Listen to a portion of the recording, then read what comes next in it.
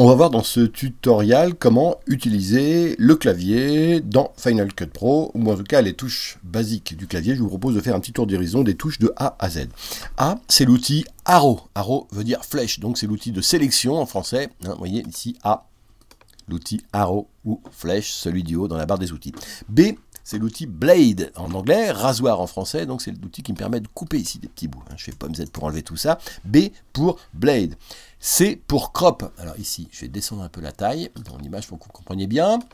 L'outil de cropping, quand j'ai ce petit encre comme ça, le cropping, ça me permet ici, en prenant sur les côtés et en ayant cet outil affiché, de venir rogner dans l'image en français. On peut aussi prendre un coin comme ça et venir rogner dans l'image assez rapidement. D, c'est déformation. Vous voyez ici, je prends le petit coin avec ce petit polygone cassé et vous voyez, je peux comme ça déformer mon image en tirant sur ces coins. E, on va le sauter. Après, on a F. Alors, F, c'est l'outil frame. Donc, j'ai un plan. Ici, vous voyez, je double-clique dessus. Je retrouve ce plan chargé dans mon visualiseur, mais c'est le petit bout du montage que j'ai chargé dans mon visualiseur. Pour preuve, ces petits points gris. Et bien, si je tape F, c'est plus ce petit plan du montage que j'affiche, si je tape F, mais vous voyez, il n'y a plus les points gris, c'est-à-dire que c'est retrouvé l'original. C'est ce qui permet de retrouver dans des rushs un original qu'on a utilisé dans le montage. On a un petit bout du montage ici, on veut retrouver le plan original pour prendre par exemple un autre bout de ce plan, et ben on va tout simplement dessus, ici par exemple, et je fais F, et hop, je retrouve l'image originale dans son rush original. Ça, c'est la touche F pour frame, match frame. F, ensuite le G. Alors, le G, cette fois-ci, c'est l'outil de sélection de coupe. Quand je fais G ici, je sélectionne une coupe. Quand je fais A ici, je sélectionne des plans. Voyez.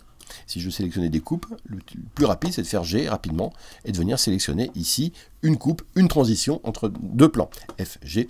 H ici, H, c'est encore une fois à l'anglais qu'on va se référer, H pour hand, la main nous permet pas mal de choses, notamment de se balader en tirant comme ça, vous connaissez cet emploi dans d'autres logiciels, comme des logiciels de photo par exemple, ça permet de tirer sur un coin et de bouger. E, F, G, H, I c'est le point d'entrée, voilà, que ce soit ici dans la timeline, je pose un point d'entrée en faisant I, je fais pomme Z pour l'enlever ici dans le visualiseur également, je vais mettre mon ici et je fais I, paf, vous voyez ça pose un point d'entrée, E, F, G, H, I, ensuite J. J, cette fois-ci, on en marche arrière. JKL, vous connaissez ces trois points, j'espère. Donc, c'est la manière de naviguer dans un clip. J pour aller en marche arrière. K pour s'arrêter. L pour aller en marche avant. M, ensuite. M pour le marqueur. Je tape M une fois, je tape M deux fois, j'ouvre, modifier marqueur et je supprime en faisant ça. Donc, M pour les marqueurs. M, N. N, c'est le magnétisme. Ici, vous voyez, si je tape N, je l'enlève.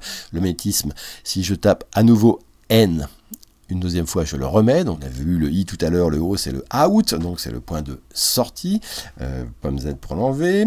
Au P ensuite. Alors, P, c'est le pen. Ici, le petit pen, ici, peut nous servir, par exemple, dans les contrôles d'animation. Ici, si je veux mettre des points, j'en ai déjà mis quelques-uns sur des points clés.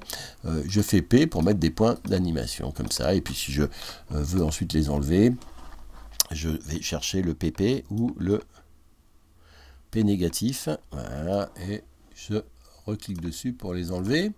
Q nous permet de basculer du visualiseur rapidement au canvas, ce qui est une fonction assez utile parce qu'on le fait souvent. Je veux passer directement du visualiseur au canvas, je fais Q, ensuite du canvas au visualiseur, je refais Q, du visualiseur au canvas, refais Q, etc. Il y a d'autres raccourcis que je vous ai appris pour faire ça, et pour passer y compris aussi dans le navigateur ou dans la timeline, c'est de faire pomme 1 pour le visualiseur, pomme 2 pour le canvas, pomme 3 pour la timeline, et pomme 4 pour le navigateur. Pomme 1, pomme 2, pomme 3, pomme 4. R, c'est l'outil roll, donc vous le voyez ici, ça me permet de roller, d'allonger un plan, ici comme ça. R, S, ensuite, c'est l'outil slide, ça me permet dans un plan de changer le point de départ et le point de sortie, c'est-à-dire de bouger dans le même plan et en gardant la même durée la partie du plan que je vais prendre. Par exemple ici, vous voyez, hop, je change un petit peu le point d'entrée et le point de sortie. Au départ, j'ai ça, hop, et par exemple, si je change d'après, je pars beaucoup plus tard, j'ai ça. Donc la longueur du plan est la même, j'ai changé les points d'entrée et de sortie. Alors ça c'est le slide, le S, ensuite le T. T, c'est l'outil de sélection piste en avant. Par exemple ici, si je veux sélectionner tout ce qui est devant ça, je fais ça. Je l'enlève. Si je veux sélectionner tout ce qui est là, je fais ça. Voilà. Dans l'autre sens, il faut refaire un autre T. TT, et vous voyez. TT, voilà, je vais dans l'autre sens. Et si je veux tout sélectionner, il faut faire 3 fois T. T, T, T. Et là, je sélectionne tout. Voilà.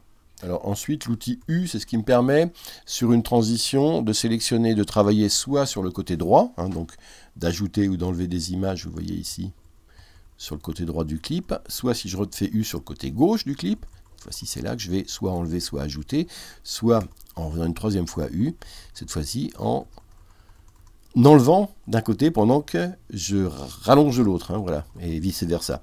Donc U ici, là, je raccourcis mon montage.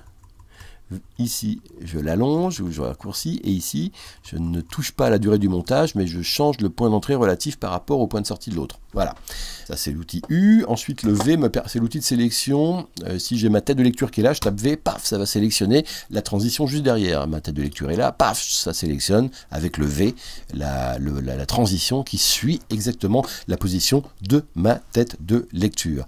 La touche W, elle me sert à passer soit ici de l'image, à l'image fil de fer ou au fil de fer seul. Alors là, j'ai l'image, par exemple, je retape W, j'ai image plus fil de fer, je retape W, j'ai que le fil de fer sans l'image, je retape W, j'ai l'image, image plus fil de fer, que fil de fer. Voilà, comme ça, la touche W. X, ça me sert à sélectionner, hein, le plan dans le montage, le plan sur lequel est la tête de lecture. Désélectionner, je fais Alt X, je mets ma tête de lecture ici, je fais X, hop, et vous voyez, ça sélectionne le plan sur lequel est la tête de lecture. Et je fais Alt X pour le désélectionner. Et il me reste la touche Z pour zoom. Vous voyez ici, quand j'enclenche la touche Z, zoom, et ben je peux zoomer dans ma timeline, ou je peux ici zoomer dans mon image. Et si je veux revenir à la taille normale, ici, le raccourci clavier qui me permet de refaire rentrer exactement mon image dans la fenêtre de Canva, c'est Maj Z, paf. De la même manière, si je veux visualiser tout mon montage dans la timeline, de la même manière, ici, dans la timeline, je tape Maj Z, et vous voyez, j'ai toute ma timeline qui s'affiche. Et si je zoomais dedans, je fais zap, comme ça. Voilà, on a fait le tour du clavier de A à Z.